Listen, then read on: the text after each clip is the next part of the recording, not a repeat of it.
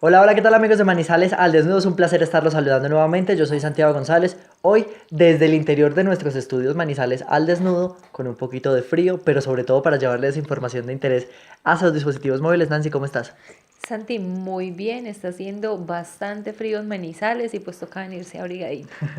Bueno, y vamos a hablar sobre información internacional. Hoy vamos a colocar a colación tres países. Yo voy a colocar de mi parte por encimita Venezuela, vamos a tocar Italia y Guatemala. Y Guatemala. Comencemos de pronto por Venezuela. La gente de pronto debe decir, "Ay, estamos cansados de escuchar Venezuela, sabemos que hay una crisis humanitaria, sabemos de que el presidente es un dictador, etc." Sí, ya, eso lo sabemos. Pero esta crisis en Venezuela está llevando a una crisis en Latinoamérica, Nancy. 1 millón de personas venezolanas han llegado a nuestro territorio colombiano, Ecuador y Perú igual. Y Argentina también pues va por el mismo camino de todos sus hermanos venezolanos que les ha tocado abandonar su país e ir a buscar otras oportunidades a diferentes países.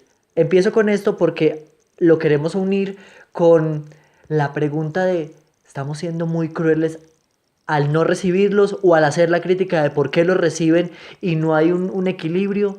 Cuéntanos tú qué nos puedes complementar ahí. Pues Santi, imagínate que en Pereira estaban haciendo el censo de cuántos venezolanos habían y el alcalde decía pues que había un aproximado de 1.400, pero no, hay más de 2.000 núcleos familiares que hasta el momento se han censado y que han ido como a dar sus datos. Sí. Ellos dicen, pues el alcalde en primer lugar y pues se tiene claro algo, es importante saber cuántas personas hay porque necesitan pues brindarle todos los derechos que debe tener una persona por el simple hecho de ser humano. Sí. Y estaban haciendo ese censo y dicen más de 2.000 personas censadas, núcleos familiares, y muchos venezolanos no han ido a censarse, no han ido a dar como sus datos porque les da miedo que los deporten para Venezuela.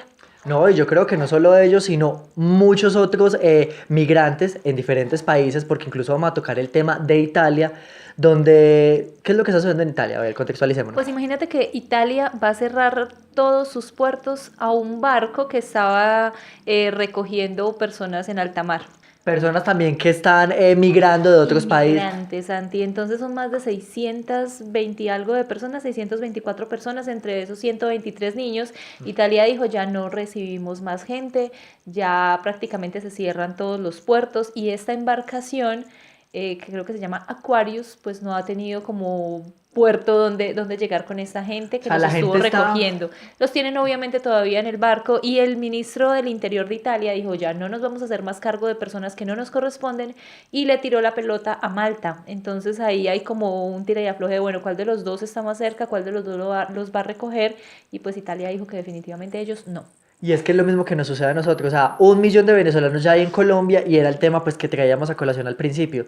¿Por qué tenemos que hacernos cargo de? O sea, uno abre un canal humanitario, por supuesto, eso es lo que debe hacer pues un gobierno democrático y por supuestamente que vele por los derechos humanos.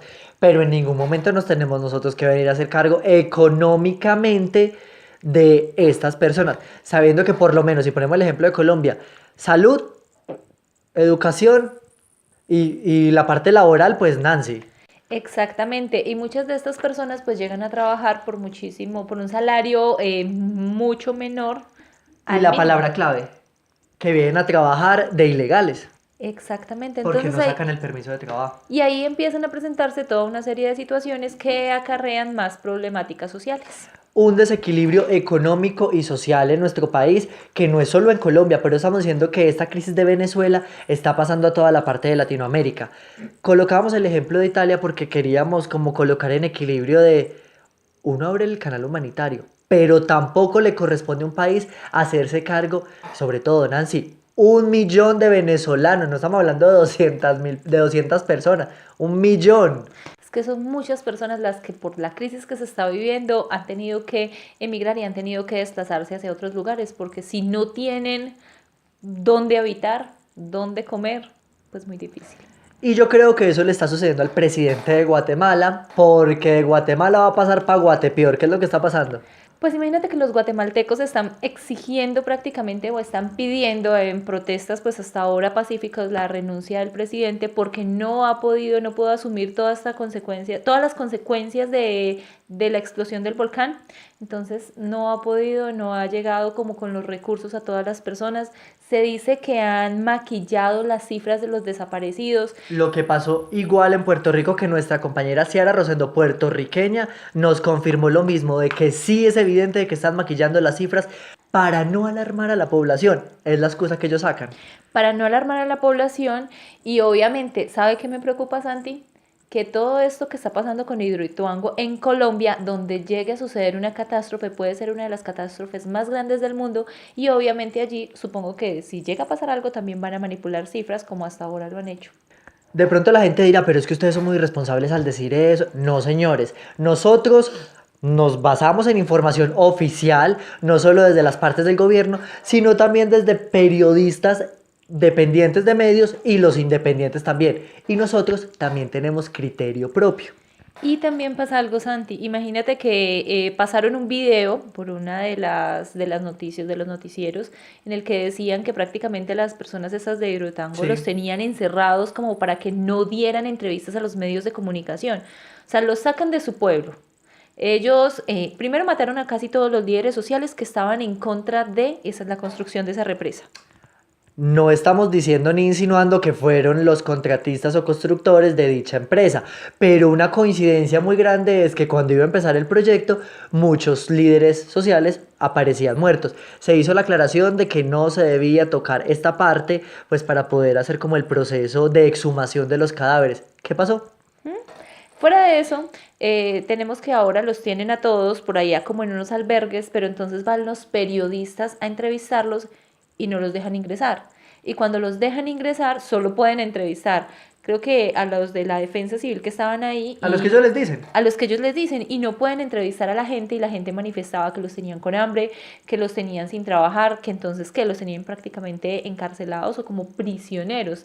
Entonces, ¿cuál es el asunto ahí? Y este tema no es de duquistas, de uribistas, de petristas. Este es un tema a nivel mundial.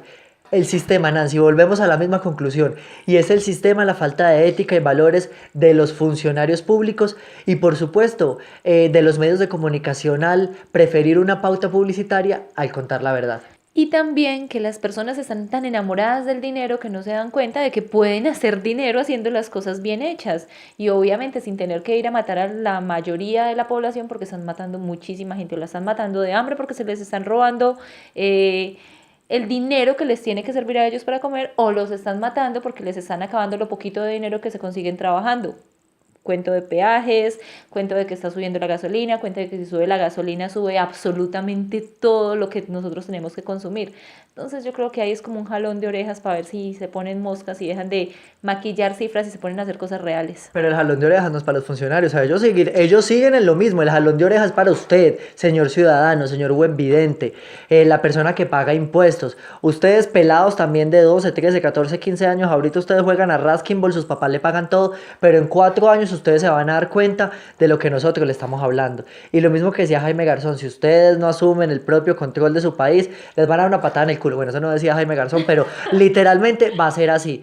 Nancy, sé que viene más información, pero los invitamos a todos ustedes a que sigan muy sintonizados con nosotros aquí. En Manizales al Desnudo. Bueno amigos, recuerden que este programa es gracias a la industria licorera de Caldas. El exceso de alcohol es perjudicial para la salud. Y se prohíbe su venta a menores de edad.